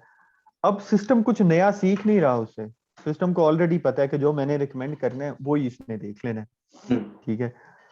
तो जो भी सिस्टम जैसे भी चीज निकालेगा वो वैसी की वैसी चीज यूजर देख लेगा। ठीक है, वो एक इसको नेगेटिव फीडबैक हम लोग डेटा की टर्म में कहते हैं कि ये एक नेगेटिव फीडबैक जनरेट हो रहा है, जो कि सिस्टम को एक्चुअली हेल्प नहीं कर रहा अच्छा होने में, सिर्फ वो मतलब गलत चीज फीड इन हो रही है। ये आपकी बात बिल्कुल ठीक है कि वो उस हिसाब से जो है ना वो बाइसनेस जो है ना सिस्टम के अंदर जनरेट होना शुरू हो गया। आदि तुम्हारा इस पॉइंट, इस सारे जो पॉइंट्स है उसके ऊपर क्या कहना है, क्या पॉइंट ऑफ व्यू है? मैं भी एक्चुअली इसे अग्री करता हूँ कि जैसे ये जो फीडबैक सिस्टम है, ये मतलब जैसे बीच बीच में कभी हम देखते हैं ना कि हाँ ये डू यू लाइक वाला ऑप्शन आता है कहीं भी, अगर कुछ सपोज कल वीडियो आ रहा है या फिर कुछ, अगर वो लोग रिकमेंडेशन दिखा रहे हैं हमें, तो कोई कोई वेबसाइट्स में आता है कि डिड यू लाइक दिस, जो भी अभी रिसेंटली देखा है उसमें, तो वो भी एक अच्छा फीडबैक लेने का सिस्टम है कि हाँ तुम्हें हमने जो रिकमेंड किया था तुमने देखा, तो तुम्हें अच्छा लगा क्या वो? अगर अच्छा हम्म। लगा है तो फिर वो उसको अपने रिकमेंडेशन सिस्टम में मतलब as a positive feedback consider करता है, अगर हमें नहीं अच्छा लगा तो नेगेटिव फीडबैक कंसीडर करता है। बट सही। ये मतलब जो एक अगर इस तरीके से देखें कि हम जो वो सिस्टम दिखा रहे हैं हम वो देखते जा रहे हैं और उस बेसिस पे मतलब एक तरह से सिस्टम डिराइव कर रहा है कि हमें क्या देखना है या क्या नहीं देखना है, तो वो मुझे सही नहीं लगता है। इंस्टेड हमारे हाथ में कंट्रोल होना चाहिए कि हम किस टाइप की चीजें देखना चाहते हैं। यूजर्स की प्रोफाइल से ज्यादा मुझे लगता है कि I don't know how this problem is going to be solve, but I think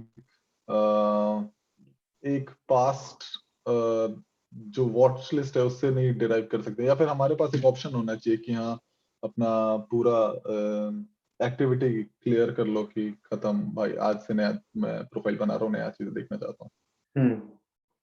very क्योंकि गुड। मैं ये वाला अपना प्रॉब्लम ना, अब मैं अपना एक्सपीरियंस अगर बताऊं ना, तो क्या होता है कि मेरे वो नेटफ्लिक्स में एक ही टाइप की चीजें आ रही होती हैं, ठीक है, और मैं किसी और का नेटफ्लिक्स खोलता हूँ तो मुझे उसमें बहुत सारी ऐसी चीजें दिखती है जो मुझे अच्छी लग रही है, बट मैंने कभी वो अपने नेटफ्लिक्स में देखा ही नहीं है, तो मैं कभी देख ही नहीं पाया हूँ उसको। तो मुझे लगता है कि यार ये सब चीजें मेरे इसमें क्यों नहीं आ रही है, मतलब ये अच्छे अच्छे मूवीज है जो मेरे को दिखती ही नहीं है कभी। तो ये सब मुझे फील होता है कि यार मतलब ऑब्वियसली ये रिकमेंडेशन सिस्टम मतलब शिट है तो।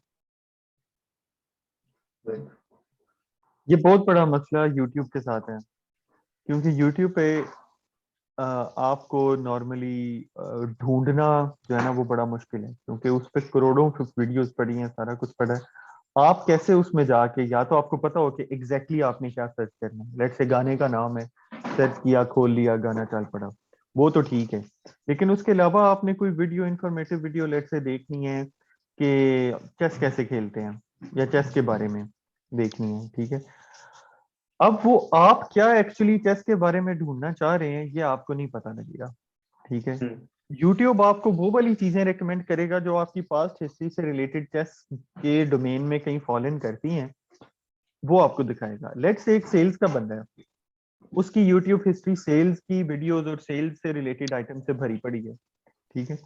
वो जब चेस चेस का कीवर्ड सर्च करेगा तो उसको ये नजर आएगा कि अच्छा चेस का बोर्ड बेचते कहते हैं, आपने चेस की गेम बेचनी है, कैसे बेचनी है ये नजर आएगी, रादर देन वो लेट्स ये सर्च करना हो कि चेस खेलते कैसे हैं, उसको वो दिखाया ही नहीं जाएगा, ठीक है। अब ऑन दी अदर हैंड एक बंदा है जो कि चेस का प्लेयर है, ठीक है, वो चेस की वीडियोस देखता है, सारा कुछ उसके पास बड़ी नॉलेज है खेलने से रिलेटेड। आज वो ये सर्च करना चाह रहा है कि लेट्स से मार्केटिंग कैसे करते हैं, मार्केटिंग जो है ना सोशल मार्केटिंग, तो उसको यूट्यूब क्या दिखा देगा ऑन दी अदर हैंड कि सोशल मार्केटियर वो फलाने बंदे ने चेस का मैच खेला तो कैसा खेला, हम्म। ठीक है। रादर देन वो सर्च ये करना चाह रहा था कि अच्छा यार मैं लर्न करना चाह रहा हूँ सोशल मार्केटिंग कैसे होती है, ठीक है? उस केस में अब जैसे मेरे और दूसरे सिनेरियोज में ये होता है कि जब अगर आप YouTube की ही रिकमेंडेड वीडियोस देखने लग पड़ते हैं तो at a time, at the अब कुछ अर्से बाद ये हो जाता है कि आपको सेम चीजें बार बार रिकमेंड होने लग पड़ती हैं, ठीक है। अब जैसे मेरे साथ ही होता है कि मुझे हर 3-4 महीने बाद जाके YouTube की जो सर्च हिस्ट्री है या रिकमेंडेशन हिस्ट्री है उसको क्लियर करना पड़ता है, कि चल भाई अब नए सिरे से दोबारा सीखना शुरू कर, ठीक हम्म है। और फिर 3-4 महीने बाद जाके वो एक पॉइंट पे आ जाता है जब वो सेम चीजें बार बार बार बार बार बार रिकमेंड करता चला जाता है। हम्म अब एक वीडियो है वर्टेशियम नाम का, मैंने एक चैनल ज्वाइन किया हुआ है, सब्सक्राइब किया हुआ है यूट्यूब पे। उसकी एक वीडियो है बेंडिंग मशीन के नाम से। हम्म 2 साल पहले वो वीडियो लॉन्च हुई थी, ठीक है। 2 साल मैंने वो नई वीडियो देखी, हम्म मैं वो वीडियो मेरी रिकमेंडेशन में आती रही, मैं क्लियर करता रहा, ठीक है। और अभी तक कल रात तक वो वीडियो मेरी रिकमेंडेशन में आती चली जा रही है, ठीक है। हम्म यूट्यूब को पता है कि ये वीडियो रिकमेंड हो रही है लेकिन नहीं देख रहा बंदा, पर चूंकि वो उसका एल्गोरिदम कन्वर्ज कर जाता है एक सर्टेन पॉइंट पे हाँ जाके, वो बार बार वो सेम चीजें रिकमेंड करना शुरू हो जाता है, ठीक है। और ये जैसे आदि ने पहले बोला कि कुछ ऐसी चीजें होती हैं जो बड़ी इंटरेस्टिंग होती हैं और किसी और को नजर आ रही हैं लेकिन आपको नजर नहीं आ रही, वो इसी वजह से कि उनके एल्गोरिदम को ये लगता है या उनके मॉडल्स को ये लगता है कि ये आपका बिहेवियर उनके मॉडल्स डिफाइन कर रहे होते हैं बेसिकली। ओके, मतलब सिस्टम तो आपका बिहेवियर जो है ना वो मैनिपुलेट कर रहा है अपने कंटेंट के हिसाब से, अपने कंटेंट के हिसाब से। कि आप सर्टेन जो है कंटेंट को इंटरफेरेंस करो अपने जो। हाँ। Okay, very good, this is very good point. और इस चीज को अगर मैं इस चीज का सोल्यूशन क्या है इसका, अगर सोल्यूशन ओरिएंटेड पर्सन आप एज अ देखो तो उस चीज का सोल्यूशन क्या है, कैसे मतलब अगर मैं एज अ यूजर मैं चाहता हूँ कि अच्छा यार इन सारे सिस्टम का कंट्रोल मेरे पास होना चाहिए रादर देन जो या तो वो सिस्टम प्रोवाइडर के पास हो या मेरे पास हो इस चीज का हम्म। कंट्रोल। मतलब सिस्टम प्रोवाइडर कौन हो सकता है, या तो डेवलपर हो सकता है या फिर जी अमेजोन खुद कंपनी जो ओनर है उसके पास है, ठीक है, या मेरे पास मैं एज अ यूजर है मेरे पास हो उस चीज का कंट्रोल। ये ये चीज ना बड़ी सब्जेक्टिव सी हो जाती है। अब फॉर एग्जांपल जिस किसी ने आपको ये कंट्रोल देना है, हम्म फॉर एग्जांपल यूट्यूब ने या नेटफ्लिक्स ने किसी ने आपको ये कंट्रोल देना है कि अच्छा चल यार तू ले ले, हम्म तू गड्डी दा स्टीयरिंग फाड़ ले, ठीक हम्म है। अब तो उन्होंने इस चीज पे फिर रिलाय करना है ना कि आपको गाड़ी चलानी भी आती है कि नहीं, आपको ओ, स्टीयरिंग को वाकई उस डायरेक्शन में मोड़ना आता है जहाँ पे आपको आपको जाना है। लेट्स से हम्म आपने जाना है इस्लामाबाद है, आपने गाड़ी गुजरात की तरफ मोड़ दी है, हम्म तो आप तो इस्लामाबाद नहीं पहुंचेंगे, ठीक है। इसी तरह ये डिपेंड करता है कि लेट्स से नेटफ्लिक्स वाले एक टॉगल बटन दे देते हैं या एक कोई कोई बटन दे देते हैं हर मूवी हर वीडियो के हर चीज के नीचे के make it a part of recommendation या नहीं। हम्म लेट्स से वो ये बटन दे देते हैं, आप हर जो मूवी आपको पसंद आती है, ठीक है, उसके नीचे वो टच उसको कर देते हैं कि अच्छा यार ये वाली बड़ी अच्छी थी, इस तरह की और देखेंगे, हम्म ठीक है। वो उसने कर दिया, आपने टच कर दिया, पर फिर एट द पॉइंट वो चीज भी कन्वर्ज हो कि लेट से 1 साल 2 साल आप ये करते रहे, सारा कुछ हम्म करते रहे। 2 साल बाद आपने कहा अच्छा नहीं यार ये वाली चीजें तो मुझे नहीं पसंद, मैं हम्म बस ठीक है देख लिए काफी क्राइम मूवीज देख ली, अब मैंने रोमांटिक मूवीज देखनी है। कैसे? अब नेटफ्लिक्स को तो ये पता ही नहीं है कि हाँ जी आप तो सिर्फ क्राइम के ऊपर टक टक टक करते चले आ रहे थे आज तक, ठीक है। नेटफ्लिक्स को तो नहीं पता कि अब सडनली आपका जो है ना वो रोमांटिक मूवीज देखने का दिल कर पड़ा, तो अब हम्म आपको रोमांटिक जो है ना वो रिकमेंड करेंगे। उनको तो पता ही नहीं है, उनको तो सिर्फ ये पता है कि आप क्राइम मूवीज पे करते हैं कि रिकमेंड लाइक दिस, ठीक है। वह आके सेम प्रॉब्लम दोबारा परसिस्ट कर पड़ती है कि अब यार वो मेरे फलाने दोस्त को तो ये मूवी रिकमेंड हो रही थी, क्यों हो रही थी यार, वो तो ऑलरेडी रोमांटिक मूवीज के ऊपर कर रहा था टेक, मैंने नहीं की इसलिए मुझे नहीं हो रही, हम्म ठीक है।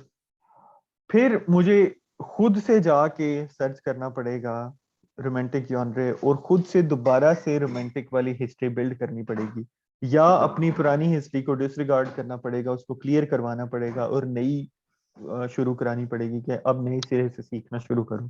हम्म तो ये इसका कोई मिडल ग्राउंड ढूंढना पड़ता है कि ना ये हो कि सारा का सारा सिस्टम आपके बिहेवियर को जो है वो ड्राइव कर रहा हो, और ना ये हो कि आपके हाथ में कुछ भी नहीं है और यह सारा का सारा आप ही के हाथ में है कि आप खुद से ड्राइव करना शुरू करें। हम्म दोनों एक्सट्रीम्स जो हैं वो सेम एंड रिजल्ट पे पहुंच जाएंगे आफ्टर अ सर्टेन टाइम, हम्म ठीक है। तो इनके दरमियान का कोई पॉइंट जहाँ पे कुछ चीजें आप बता रहे हैं और कुछ चीजें सिस्टम आपको बता रहे हैं, और इनका मिक्स जो है वो नई नई चीजें आपके सामने आपको नए एस्पेक्ट्स दिखा रहा है, तो मेरे ख्याल से वो जो है ना ठीक होगा। ठीक है। आदि, तुम्हारा इस मतलब अगर यूजर सेंट्रिक सॉल्यूशन के बारे में देखा जाए, ये सारे जो मैंने पॉइंट ऑफ व्यू बताए हैं, ठीक है, ये प्राइवेसी है, ट्रांसपेरेंसी है, फेयरनेस है, यूजर ये भी एक्सपेरिमेंटेशन है, ठीक है, इन हिसाब से देखा जाए तो आप तुम्हारा टेक क्या होगा कि चलो कि अगर मैं यूजर हूँ, अच्छा मेरे पास इन चीजों का कंट्रोल होना चाहिए, ऑप्शंस क्या दे सकते हैं हम यूजर मुझे को? लगता है कि मुझे लगता है कि देखो, एज अ यूजर ये बहुत ही डिफिकल्ट है एज अ कंपनी और एज अ यूजर की एक तो यूजर को सारी चीजें बताएं कि हम उसका डेटा कैसे प्रोसेस करते हैं और कैसे यूज करते हैं और किसके साथ शेयर करते हैं। तो ये ऑब्वियसली एक बहुत ही बड़ा मतलब चैलेंज है कि बिना मतलब उसका इंटरेस्ट खोए, क्योंकि यार अभी ऐसा टाइम है ना कि जिसमें मतलब 7 सेकंड्स में अगर किसी का तुमने मतलब इंटरेस्ट कैच नहीं किया तो वो यूजर लॉस हो गया समझ। तो वो अगर आप उसमें कोशिश करोगे कि हाँ मैं बहुत ही जेन्युइनली मतलब फेयर बनना चाहता हूँ और अपना सब कुछ यूजर के सामने रखना चाहता हूँ, तो वो कोई भी आपका सिस्टम ट्राई नहीं करना चाहेगा। ठीक है, तो अगर आपको कन्वर्जन रेट देखते हुए सब कुछ बेस्ट पॉसिबल सिनेरियो बनाना है तो बेस्ट अप्रोच यही है कि जितना से ज्यादा चाहें तो यूजर्स को कहीं ना कहीं इजीली एक्सेसिबल सेटिंग्स दो या फिर चांस दो कि हाँ वो जाके मॉडिफाई कर सके अपने रिकमेंडेशंस या फिर अपना देख सके कि उसका डेटा कहाँ यूज होता है। साइन अप के टाइम पे जरूरी नहीं है, मतलब हो सकता है सेटिंग में प्रोफाइल्स में कहीं जाके वो देख सके कि हाँ वो कैसे उसका डेटा कैसे उसके लिए रिकमेंडेशन कैसे डिराइव हो रहे हैं। या फिर मेरी एक छोटा इंट्रो वीडियो दे दो कि हाँ वो जो उसका रिकमेंडेशन सिस्टम वर्क कैसे करता है, तो अगर उसको चेंज करना है, सपोज कर लो डिफरेंट टाइप की चीजें देखना है तो वो कैसे देख सकता है। या फिर मे बी कुछ इस तरीके से तो उसकी प्रोफाइल में उसे एक्सेस होना चाहिए कि हाँ उसका डेटा किस तरीके से यूज हो रहा है। या फिर अगर वो चाहता है तो वो डेटा इरेज करवा सकता है या फिर कुछ चेंज करना चाहता है तो चेंज कर सकता है। तो इस टाइप का मुझे लगता है सोल्यूशन देना एक मतलब बेटर अप्रोच होगा इंस्टेड ऑफ कि साइन अप के टाइम पे उसे बोलना कि हाँ देखो ऐसे टाइप का हम तुम्हारा डेटा यूज करते हैं और इन सबके साथ शेयर करते हैं। तो इससे ज्यादा हम्म। सही है, सही है। मतलब अब जैसे अब जैसे एप्पल ने दिए हुए हैं सॉल्यूशंस कि जी do not track my activity, ठीक है, इस तरह के सॉल्यूशंस, क्या तुम लोग समझते हो बाकी जो कंपनीज है उनको भी करना चाहिए इस तरह के सॉल्यूशंस को?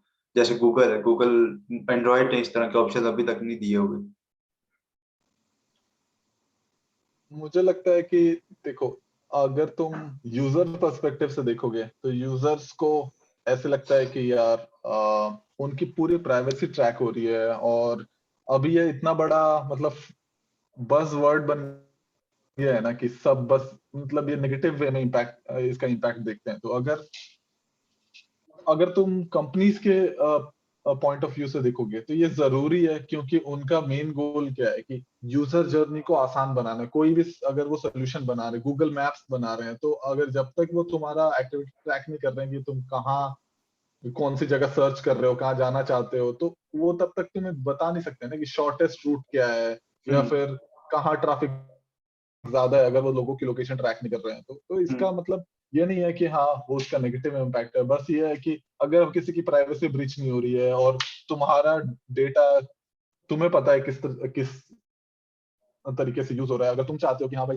मेरा डेटा एड्स के लिए या किसी थर्ड पार्टी के साथ शेयर ना हो, अगर सिस्टम को इम्प्रूव करने के लिए शेयर हो रहा है तो इट्स ओके, बट मतलब पर्सनल डेटा शेयर ना हो, तो ये सब चीजें अगर मुझे पता है या फिर मेरे कंट्रोल में तो मुझे लगता है ठीक है। बट अभी ये बहुत ही ज्यादा मतलब बज है इसका कि प्राइवेसी ब्रीच हो रही है और डेटा कलेक्ट हो रहा है। बट मुझे लगता है कि अगर तुम एक कंपनी के पर्सपेक्टिव से देखोगे तो उसे ये डेटा चाहिए ना। अगर एप्पल अलाउ नहीं कर रहा है कि हाँ भाई कोई डेटा उसका कलेक्ट नहीं कर सकते हो तुम, वो ऑप्शन ही नहीं है, तो हम्म। वो एक कंपनी के पर्सपेक्टिव से देखोगे तो लॉस है ना। अगर सपोज कर लो उसके 30% यूजर्स एप्पल यूजर्स है, तो वो अब जो नया हम्म। सिस्टम बनाएगा वो तो इस बेस पे बनाएगा कि जो 70% एंड्रॉइड यूजर्स और उसमें से 5% एप्पल यूजर्स जिन्होंने यस किया है, तो एक तरह से फिर से बायसनेस आ गई ना वहां पे।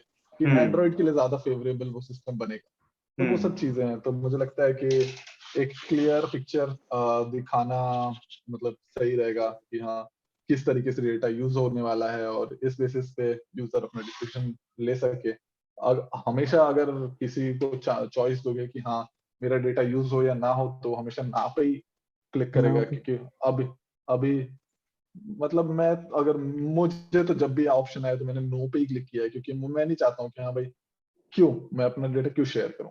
नहीं, अभी रिसेंटली जो मैंने सर्वे भी किया है, ठीक है, उसमें जो 80% जो बंदे हैं, ठीक है, उन्होंने कहा है कि जी हमारा ओपिनियन तो ये है कि भाई मैं हमारा डेटा जो है ना वो किसी किस्म की मार्केटिंग या किसी किस्म की रिसर्च के लिए भी यूज ना हो। हाँ, अब उसमें से जो 5% बंदे हैं उन्होंने कहा है कि जी हमें कोई कोई हमारा कोई ओपिनियन नहीं है, नो वरीज, हमारा जो डेटा जो है ना वो आप किसी के साथ शेयर करें या किसी की पर्पज के लिए आपने यूज करना है तो नो वरीज आप करें। 15% ने ये कहा है कि अगर आप किसी मतलब कोई कंपनी जो है ना वो किसी रिसर्च के लिए यूज करती है तो हमें प्रॉपर पहले कांटेक्ट किया जाए, ठीक है, या इधर वाया फोन और वाया ईमेल, ठीक है, हमें बताया जाए और बाद में हमें उसके रिजल्ट्स भी बताए जाए कि आपकी डेटा के ऊपर क्या रिसर्च हुई थी और क्या किस किस्म का जो है ना उसके ऊपर जो है ना वो रिजल्ट्स क्या हैं उस चीज के, उस स्टडी के। मेरे ख्याल से ना ये जैसे आदि कह रहे हैं बड़ा बज़वर्ड वाला कॉन्सेप्ट है। अब फॉर एग्जांपल एप्पल वालों ने ये कह दिया कि अच्छा जी ट्रैकर्स हम सिस्टम वाइड ये फंक्शनैलिटी देते हैं कि आप ट्रैकर्स ऑफ कर दें। आज उठ के सारे यूजर्स ट्रैकर्स ऑफ कर देते हैं। पूरे जितने iOS 15 अबव है मेरे ख्याल से या 14 अबव है, ये iOS 14 अबव जितने यूजर्स हैं सारे कह देते हैं अच्छा जी trackers off. After a certain while उन्हीं यूजर्स का उन्हीं एप्स का जो एक्सपीरियंस है वो बुरा होने लग पड़ेगा। 1 महीने बाद, 2 महीने बाद, 3 महीने बाद वो जो एप्स वो यूज कर रहे थे उनमें जो उनको एक्सपीरियंस पहले मिल रहा था, ठीक है, वो अब नहीं मिलेगा। उसका वो ब्लेम उस ऐप पे नहीं डालेंगे, ठीक है, उसका ब्लेम वो ओवरऑल एप्पल पे डालेंगे कि अच्छा यार पता नहीं क्या हुआ है, कुछ हुआ है और ये ना अब ऐसे नहीं चलती। पहले ऐसे होती थी, अब ऐसे नहीं होती। जब से वो अपडेट आई है ना, अपडेट के बाद ये ऐसे हो गया। उनको नहीं पता कि मैंने खुद से ट्रैकर के बटन को ऑफ किया है और उसकी वजह से ये हो रहा है।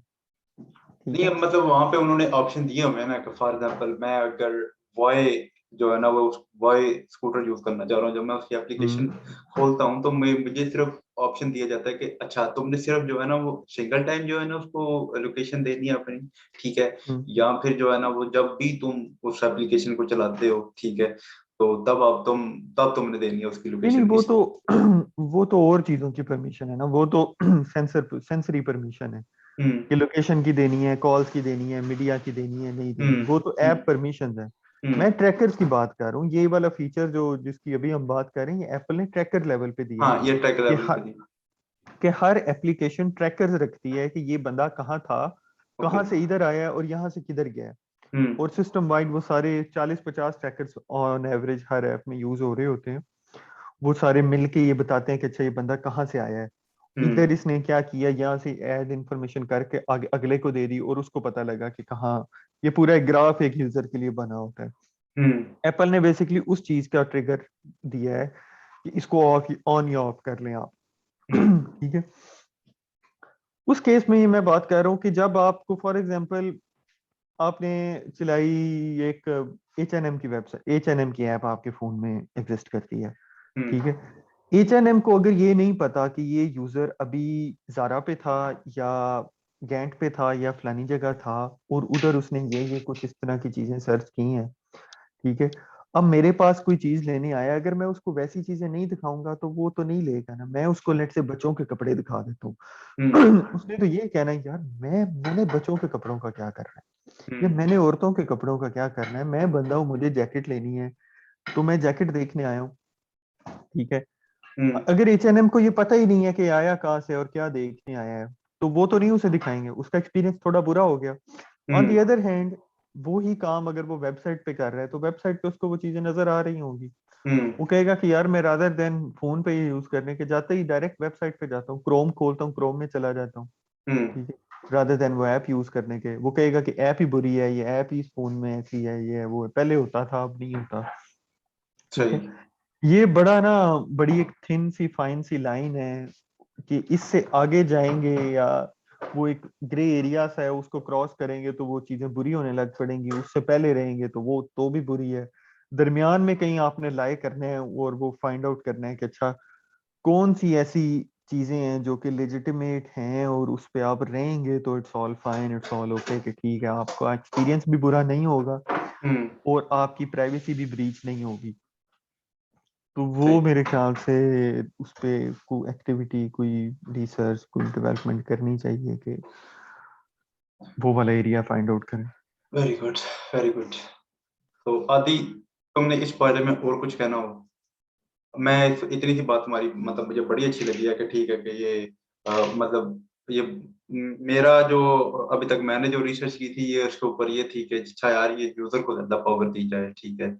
अब मैं इन चीजों को मुझे ये चीज जान के मतलब बड़ी ये वो मेरे लिए बड़ा फ्यूचर जो है ना वो मेरे लिए ये बड़ा, अगर मैं उस चीज के ऊपर इस टॉपिक के ऊपर फ्यूचर रिसर्च करना चाह रहा हूँ तो वो ये होगी कि अच्छा यार ठीक है, यूजर के ऊपर भी यूजर के पास भी पावर आ गई है, लेकिन हम सिस्टम को जो है ना वो खराब करना शुरू कर दिए, ठीक है। जैसे अब एप्पल एप्पल की बात हुई है कि अगर एप्पल ने इस तरह के सोल्यूशन दिए हैं तो वो उससे जो है ना वो सिस्टम जो है ना वो एप्लीकेशन का यूजर एक्सपीरियंस जो है ना वो खराब होना शुरू हो गया।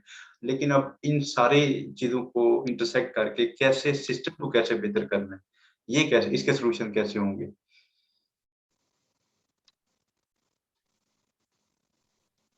तो ये तो मतलब ऑब्वियसली तभी होगा जब तुम्हारा डेटा सिस्टम के पास जाएगा और तुम्हारे डेटा से मे बी इंसाइट्स डिराइव करेंगे कि हाँ क्या क्या बेटर अप्रोच है, कैसे इसको सॉल्व कर सकते हैं, और तुम्हारा डेटा ओवरऑल सिस्टम के एल्गोरिदम में फीड होगा और तभी वो अच्छा प्रेडिक्शन रिजल्ट डिराइव कर पाएगा। अगर जब तक हम अलाउ नहीं करेंगे अपना डेटा यूज करने के लिए तब तक ये सब मतलब एक हमें अच्छा सोल्यूशन मिस कर रहे होंगे हम, या फिर वो जो सोल्यूशन वो बनेगा वो बायस्ड होगा किसी एक चीज के लिए, क्योंकि हमने उसे अपना एक्सेस नहीं दिया, हमारे जैसे मे बी और बहुत सारे लोगों ने एक्सेस नहीं दिया है, तो वो एक बायस सोल्यूशन होगा और वो एक बेस्ट अप्रोच नहीं है।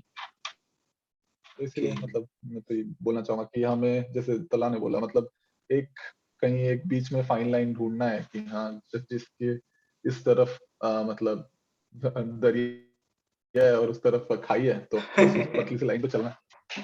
Very good, very good.